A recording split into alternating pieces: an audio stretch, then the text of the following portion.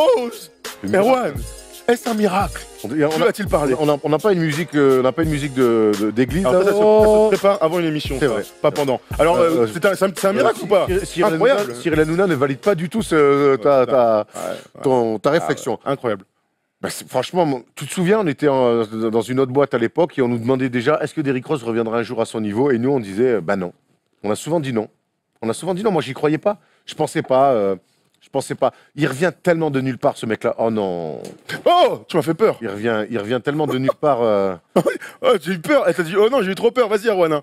Je vais faire de la maintenance. Il revient tellement de nulle part. Derrick Rose, on se souvient quand même, le plus jeune MVP de l'histoire de l'histoire NBA, avec les Bulls, avec une équipe qui a beaucoup d'avenir, qui perd en finale de conf face à Miami. Mais on se dit que l'avenir, finalement, leur appartient. Et puis, il y a cette première blessure terrible en playoff avec Philadelphie. Ce retour archi attendu avec les Bulls qui luttent sans lui, qui arrivent quand même à gagner des matchs, à être bien en playoff. Ce retour, et puis boum, cette nouvelle reblessure face à Portland, et on se dit, c'est terminé. Ensuite, il revient à moitié, il a son passage à New York, son passage aux Cavs, et finalement, son coach de toujours, Thibodeau, qui le relance à Minnesota. Mais même au début, c'est assez dur. Puis il y a les histoires hors terrain qui sont compliqués. On le qualifie un petit peu, il y a juste titre de cassos. On le dit perdu pour le basket, mais je crois que ce qui le sauve, c'est coach Thibodeau. Mais surtout, quand je le vois jouer hier soir encore, où il a été très bon, alors que son équipe a été cata, c'est l'amour du jeu. Quand il est sur un terrain, ce mec-là, il aime le basket et ça se voit. Le truc de Derrick Rose, je te rejoins, et c'est l'impact aussi qu'il a sur tous les gens. C'est un des mecs les plus adorés, les plus kiffés de toute une génération. Paul peut en témoigner derrière, c'est peut-être son joueur préféré. Si je dis une bêtise, Polo, tu me dis. Mais c'est vrai qu'il a marqué cette saison de MVP là, en 2011, nous a tous fait kiffer. Et du coup, on est toujours dans un truc de se dire oh, qu'est-ce qu'on aimerait le revoir à ce niveau-là. Et Thibodeau dit un truc, il a dit ça il y a 2-3 semaines, a dit ce mec-là, lorsqu'il est en pleine possession de ses moyens, 100% physiquement, eh bien ça reste l'un des meilleurs joueurs de toute la NBA. Alors j'ai du mal à dire que c'est l'un des meilleurs joueurs de la NBA, mais c'est vrai que ces derniers temps, il a beaucoup d'impact au scoring, parce qu'évidemment, c'est pas un grand passeur, c'est pas un grand gestionnaire de tempo, même si cette saison de 2011, on a senti qu'il pouvait le faire, mais c'est un scoreur au can infernal, et en pleine progression aussi sur son tir à 3 points. Et ça, c'est une surprise incroyable. Ouais, Thomas, 47,3% à 3 points. Je peux te dire que la meilleure saison à 3 points qu'il ait faite, c'était 34, bah oui, en 2013-2014. Donc, on est quasiment à plus de 13%. Donc, et ça change tout. Et par contre, on retrouve un... Alors, c'est ça l'évolution d'Derrick Rose, c'est cette espèce d'adresse assez surprenante, incroyable, mais en même temps, on connaît, au plus on vieillit, au plus on devient adroit avec le travail. Et je crois que c'est un mec qui bosse quand même. Et puis, il a retrouvé ses cannes de feu. Moi, on peut me dire ce qu'on veut. Il a retrouvé des cannes de feu sur l'un contre un. Il est toujours aussi compliqué à tenir. Fort sur les finitions, fort dans le drive. Enfin, aujourd'hui, pour moi, c'est le... Hier, quand je regarde le match face à Memphis, c'est le meilleur. Quand je vois que Wiggins, de toute façon, Wiggins, bon, faut pas qu'on en parle. C'est une diva. Karl Anthony Towns, c'est dans un marasme après, total. Il s'est la gueule par Gasol. Oui, pas que. Ce sera pas la dernière fois. Pas que. Il fait 15 et 20 et pourtant il se casse la gueule. Il est quand même dans une... Bon, bref, on aura le temps d'en reparler, mais il y a grand danger autour de Karl Anthony Towns en ce moment. Eh ben, c'est lui. Et lui, je te dis, il est tellement content. Souviens, quand il met ses 50 points, qu'il pleure. Ça prouve bien que ce mec-là... Une revanche. Ouais, il y a une forme de revanche sur le basket. Et en fait, jouer au basket, pour lui, être sur un terrain, avec Thibodeau en plus, j'ai l'impression que c'est là où il se sent le mieux et ça se voit. Alors du coup, ce que je comprends pas, c'est que là, il est revenu à un bon niveau. Je n'ai pas envie de dire un très très bon niveau. 19 points par match. 19 points par match, d'accord. Qu'est-ce qu'on doit attendre de lui? Est-ce qu'on doit juste kiffer et dire ah, il peut jouer, on est content, ou est-ce qu'on peut en attendre d'un joueur qui est pas si vieux que ça, avoir de l'impact sur une équipe, être leader, être lieutenant, emmener une équipe en playoff, j'en sais rien. Ou on doit juste dire ah bah c'est bien, il est revenu, on est content. Moi, je pense que la première chose à dire, c'est profitons et soyons contents de revoir Derrick Rose aller à 200 à l'heure, mettre des tirs, jouer au basket, être sur un terrain et faire oh, voilà.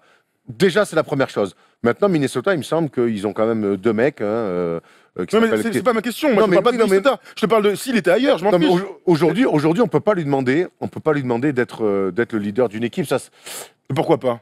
Parce que je pense que ça serait une erreur. Aujourd'hui, il est quand même 6e homme chez les Wolves. Il a trouvé un rôle autour d'un coach. Je pense que c'est pas anodin s'il a brillé, explosé avec Tom Thibodeau, s'il a galéré pour revenir, et que c'est avec Tom Thibodeau aussi que ça remarche. Tom Thibodeau, on l'a beaucoup critiqué, il faut lui rendre le crédit aussi de dire que c'est lui qui a remis Derrick Rose en selle. Mais j'ai l'impression finalement que leur sort à tous les deux est assez lié.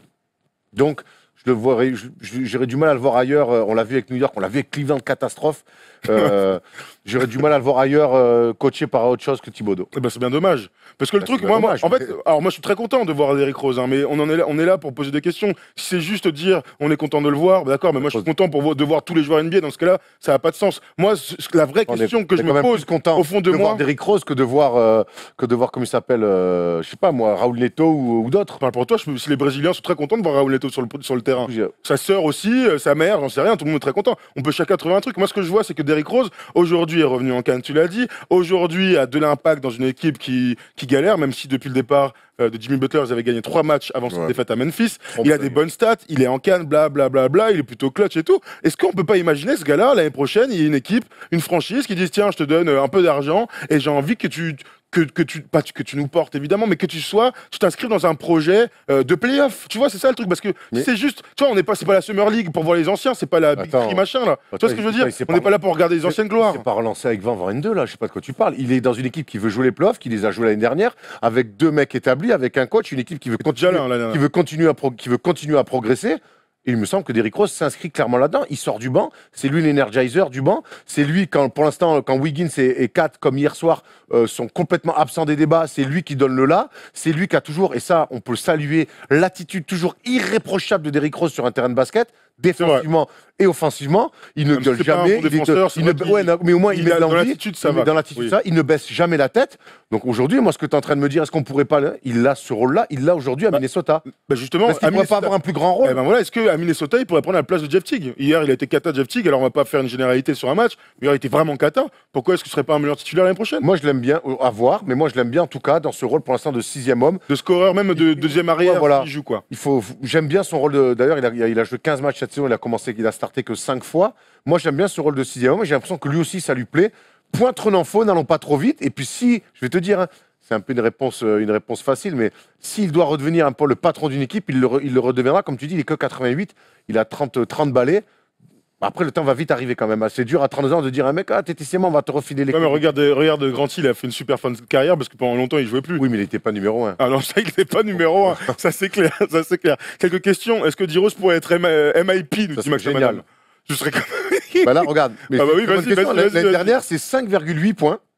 Mais il est clairement. Il est clairement dans la course. 5,8 points. 1,2 passes, là il a 19 points, 4,7 passes. Je peux te garantir que s'il reste sur ce rythme-là et que Minnesota va en playoff, clairement c'est lui le MIP. Hein. Ce serait fou quand même. Mais ça serait génial. Est-ce qu'on a déjà vu un MVP non, je pense qui pas. Devient MIP. Qui devient MIP après. C'est génial. Tu me dis, s'il y en a bien un à qui ça doit arriver, c'est à lui. Ah, on nous dit 6e homme. Ou 6e homme aussi. Il y a du monde hein, de toute manière pour ces trophées-là en ce moment, en début de saison. Moi, je trouve que MIP, ça serait en termes de revanche, je suis d'accord. En termes de revanche, ça serait plus bandant. Ouais, c'est vrai. Parce que de toute manière, le MIP, c'est un truc de revanchard. Tu vois, c'est un gars qui évolue, qui dit regardez, vous voyez que j'avais le niveau depuis des années. Donc ouais, MIP, ce serait plus bandant. Dites-nous dans les commentaires, vous préférez MIP, 6e homme ou MVP? Coach de l'année. Il y a The Bluetooth qui nous dit que ce serait incroyable, sa carrière entrerait dans les mémoires. Si ce n'est pas déjà fait. Dilos nous dit MIP, c'est pas adapté, il y a une histoire de progression, c'est pas une réelle progression dans les faits. Bah si, moi un mec qui tourne à 6 points sur une saison et que l'année d'après il tourne à 19, il y a forcément une évolution. Tu prends les trucs bruts. C'est toujours pas, il y a plusieurs lectures. J'entends la lecture de notre ami, mais on peut... Pascal Siakam est large devant. Moi, je peux te dire, un mec qui passe de 6 points à 19, ça fait plus 13. Dites-moi qui est en train d'exposer ça. Alors, certes, Siakam... a été joueur de la semaine, génial ce qu'il fait. Il a une vraie progression, mais de jeune. Mais pour l'histoire, moi, honnêtement, Derrick Rose, ça me plaît beaucoup. Hein. MIP pour l'histoire, MIP après MVP, c'est incroyable, nous dit Nomade. On est plutôt d'accord. On arrive à la fin de tout ça. On va lui souhaiter déjà de plus jamais se blesser et de kiffer ce qu'il fait sur un terrain de basket. Parce que lorsqu'il est sur un terrain de basket, il n'est pas en train de faire n'importe quoi dans les chambres d'hôtel. Ils font très attention à lui quand même. Il force pas. Maintenant, on espère que les deux peintres qui lui servent de leader, Wiggins et Karl Anthony Towns, se mettent à jouer au basket. Parce que Karl Anthony Towns, c'était mon gars sûr. Ça va pas durer longtemps, il a plus de 3 ans dans la Ligue. Karl Anthony Towns, c'était mon gars sûr de le début. Tu te souviens que j'adorais Karl Anthony Towns. On avait fait un débat la première année du First Day Show. On avait dit qui seront les patrons en 2019-2020. Et je disais Towns parce qu'il a tout ce qu'il faut en magasin. Le mec, il s'est fait détourner sa meuf et il joue comme une cadette. Relou, Erwan, très déçu. De se faire détourner sa meuf. Je suis très déçu de Karl Anthony Towns. Je veux qu'il redevienne le Karl Anthony Towns parce que je pense que certes, il est parti Butler, mais il a quand même laissé des qu'on appelle ça, des dommages collatéraux terribles Ouais, c'est chez les Wolves. Hein. Il y a Lorenz 49 qui dit Towns, ça sent le flop à plein nez. Ils sont tellement jeunes. Il va revenir, hein. Mais là, il est quand même dans un trou très, très, très profond. Hein. C'est pas une progression, c'est une dégression. Je sais pas si tu parles de Towns ou de, ou de Derrick Rose. En tout cas, on a fait le tour de tout ça. Juste pour finir, c'est la 4e vidéo du jour. Et il y a une petite équipe qui nous a envoyé un message. Sur les réseaux, on était obligé de leur faire un gros big up. Bon, c'est un peu la nage de dire big up, mais ça me fait marrer. On fait un bisou donc au club du basket club de Bligny-les-Beaunes en Bourgogne. Plus précisément en Côte d'Or. On a 2 équipes masculines et féminines en prénat, cher Erwan. Peut-être que tu as joué là-bas, en Côte d'Or. Prénat, non, c'est pas mon niveau. Tu sais que je me suis mis une limite. Tu sais que je me suis mis une limite. Merci pour le truc que moi, je vais pas me faire détourner ma meuf, j'en ai pas, effectivement. Quand on en a pas, ça aide à pas se faire détourner. Du coup, tu l'as pas dit. Hein? Quand t'as limite, tu l'as pas dit. Bah, c'était la Nationale 3, moi. Ah oui, je me suis juré de ne jamais descendre en dessous, et c'est pour ça que j'ai voulu arrêter à ce moment-là. En tout cas, on embrasse Christopher qui nous a envoyé ce petit message. C'était le moment un peu sympa. On embrasse donc toute la Côte d'Or, hein, la famille. Voilà, bref, voilà, Erwan, très sympa. On va dans les commentaires tout de suite sur YouTube, on like comme d'habitude. Pas marrant. On se retrouve très rapidement pour d'autres émissions, le First Day Show de jeudi. Et donc la semaine prochaine, on va à Los Angeles. Je rappelle, vite fait, Polo, parce que tu as mis le truc, on peut parler de Sport Yes Travel si tu veux maintenant, vite fait. Il y a donc toujours ce petit voyage à New York.